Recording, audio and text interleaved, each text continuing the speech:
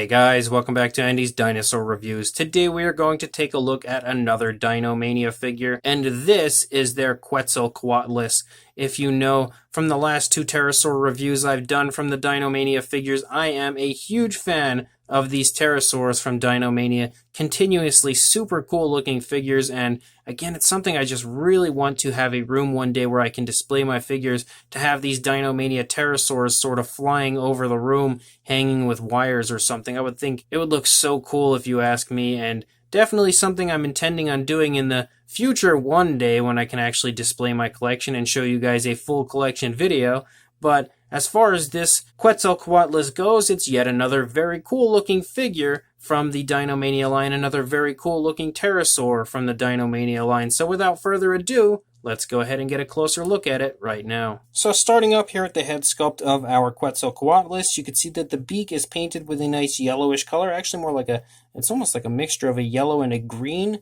And you can see some nice detailing throughout, some nice texturing that's been done to the beak itself. You can also see that there is a nice darker wash included to bring the detailing out quite nicely. The inside of the mouth, it does sport the tongue and everything in there. It's painted with like a maroon almost type of a coloration. And you can also see that it is given a nice gloss coat in there as well, so it shines fairly realistically, which is a really nice touch on the part of Dinomania. Sorry, I'm having a little trouble kind of maneuvering this Quetzalcoatlus around just due to its wingspan, but you can see the eyes are given kind of that plastic glass eye type of a look with a nice black eye, nice nostril sculpted out right there. Beautiful texturing here of the head of the Quetzalcoatlus. As we start to move down the neck of the Quetzalcoatlus, you can see how nice that skin texture is. It's really beautifully done. I am definitely a big fan of that. You can also see the ear of the Quetzalcoatlus right there. Really nice skin detail here in the throat region of this animal. As we move down the very long Quetzalcoatlus neck, you can see that that skin texture continues to look quite nice overall. We get down here into the start of the body. You can see it start to bulk up quite a bit there.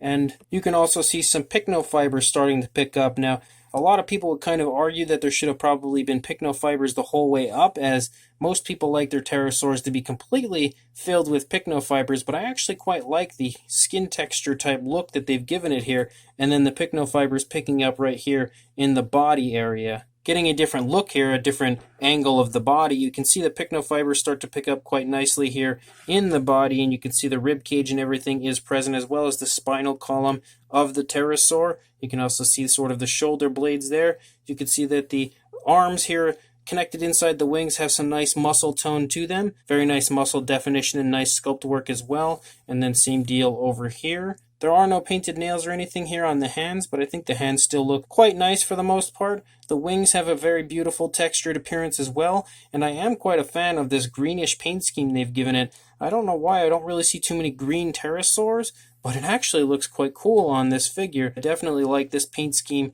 and this appearance for the Quetzalcoatlus, but you can see that the overall sculpting of the skin detail of the skin flaps of the wings looks really cool, and I like the way they've given it like this very dark green, and then it transitions to a nice lighter green the lower in the wing that we get, and that's the same look that we have over here on this wing. And look at how smooth that transition is between the two greens. Super nice looking. Up here on the body, you can see that there's a bit of a brighter color that runs along the spinal column here on the top, just to give it a little bit of flashiness. You can also see, again, lots of pycnofibers as we move down the body. Down here into the legs, some more very nice muscle tone, very nice skin detail here of the legs. As you get nice and close, you can really take that in, see how nice that looks. And then the green feet, the very nice light green feet of the pterosaur. You can see the underside and the detail included there as well. If we flip our pterosaur around, which is a little bit of a hard thing to accomplish due to it being so large, especially just the length of this with the long neck, but you can see some nice detailing here of the underside of the neck of the pterosaur as we move down the body. And again, those pycnofibers pick up right here. And we transition from this very cool green coloration to a very dark green here in the neck. And you can also see a mixture of like this nice light green here in the chest and stomach region. You can pick up on the rib cage, of course, of the pterosaur, and in fact the entire rib cage quite nicely portrayed there. as well as some nice pycnofibers once again throughout the body of the pterosaur. Really nicely elaborated with a dark wash like you usually find on these Dinomania figures. You've got the legs again looking very nicely sculpted.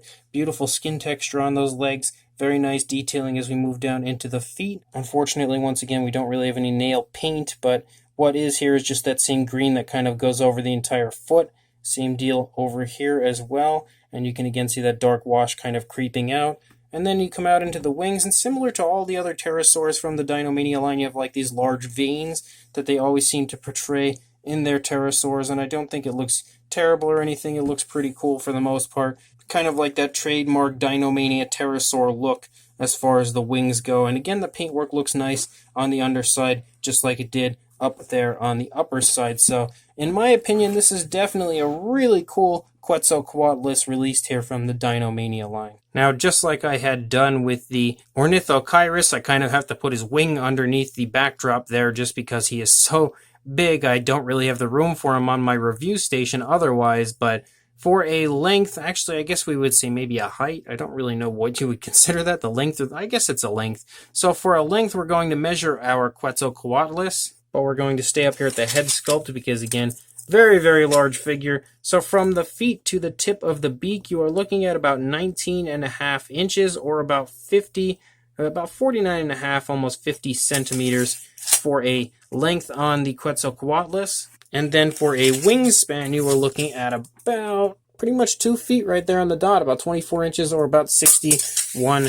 centimeters. And I apologize if you couldn't see that too well from your vantage point, but you can trust me, that's what it was. It's a little hard, again, to measure these very large Dinomania figures continuously. They just take up so much room. As far as a size comparison, we have the Papo T-Rex, the Attack Pack Golovosaurus, and the Robert Muldoon from the Mattel Jurassic World toy line next to our incredibly large Quetzalcoatlus here from Dinomania. And you can see as we pan upward that Pterosaur is extremely tall in comparison to these figures here. I apologize for that creaky noise here going on with my tripod, but you can definitely see that the figures are quite small in comparison and quite easily dwarfed by this extremely large Dinomania Quetzalcoatlus.